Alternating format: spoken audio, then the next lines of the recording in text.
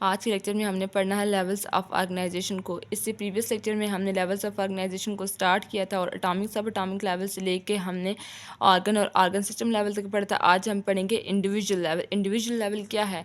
एक इंडिविजुअल के अंदर ऑर्गन और ऑर्गन सिस्टम्स ऑर्गेनाइज होकर मिल के काम कर रहे होते हैं और क्या बनाते हैं, एक पूरा इंडिविजुअल बनाते हैं। इंडिविजुअल के अंदर ऑर्गन और ऑर्गन सिस्टम एक कोऑर्डिनेशन में काम कर रहे होते हैं, मतलब कि मिल के काम कर रहे होते हैं। फॉर एग्जांपल, अगर हम एक्सरसाइज किसी स्ट्रेनस हार्ट एक्टिविटी में देखें तो क्या होता है कि ना सिर्फ हमारे मसल्स काम कर रहे होते हैं बल्कि हार्ट बीट और रिस्पायरेशन का रेट भी इंक्रीज़ होता है। अब हार्ट बीट और रिस्पायरेशन का रेट क्यों इंक्रीज़ होता है? क्योंकि एक्सरसाइज के दौरान हमारी बॉडी को ज़्यादा ऑक्सीजन और फूड की ज़रूरत होती है। तो हार्ट बीट जब इंक्रीज़ होगी, हार्ट रेट इंक्रीज़ होगा तो हार्ट ज़्यादा से ज़्यादा ब्लड सप्लाई करेगा, बॉडी में ज़्यादा से ज़्यादा ब्लड सप्लाई करेगा तो मसल्स को क्या मिलेगी, फूड और ऑक्सीजन मिलेगी, जिससे वो ज़्यादा एफिशिएंटली काम करेंगे। ये था इंडिविजुअल लेवल। नेक्स्ट लेवल है पॉपुलेशन लेवल।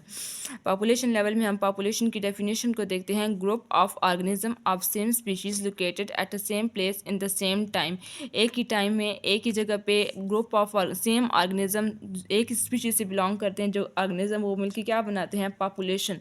फॉर एग्जांपल, आज स्टूडेंट्स इन स्कूल के अंदर जितने भी स्टूडेंट्स हैं सेम स्पीशीज से ये बिलोंग कर रहे हैं, ये मिलकर क्या बनाएंगे, एक पॉपुलेशन बनाएंगे।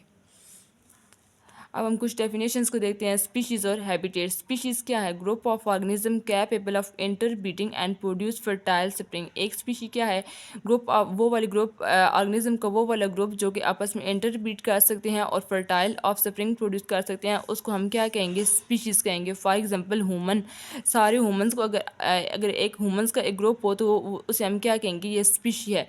हैबिटेट। हैबिटेट क्या है? Area of environment in which organism lives. Environment का कोई भी एरिया जिसमें ऑर्गेनिज्म रहते हैं उसे हम क्या कहते हैं, हैबिटेट कहते हैं। आगे है community level.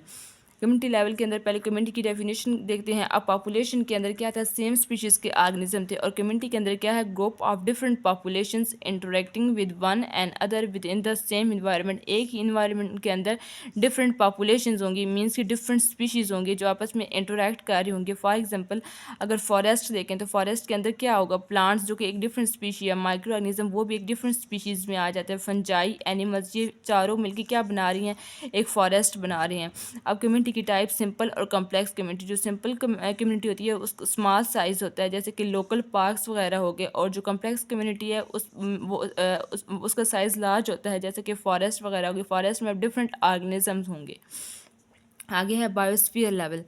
Part of earth inhabited bye organism communities. Biosphere की क्या डेफिनेशन है? अर्थ का कोई भी पार्ट जिसके अंदर डिफरेंट कम्युनिटीज़ रहती हैं वो क्या कहते, उसे हम क्या कहते हैं, बायोस्फीयर कहते हैं।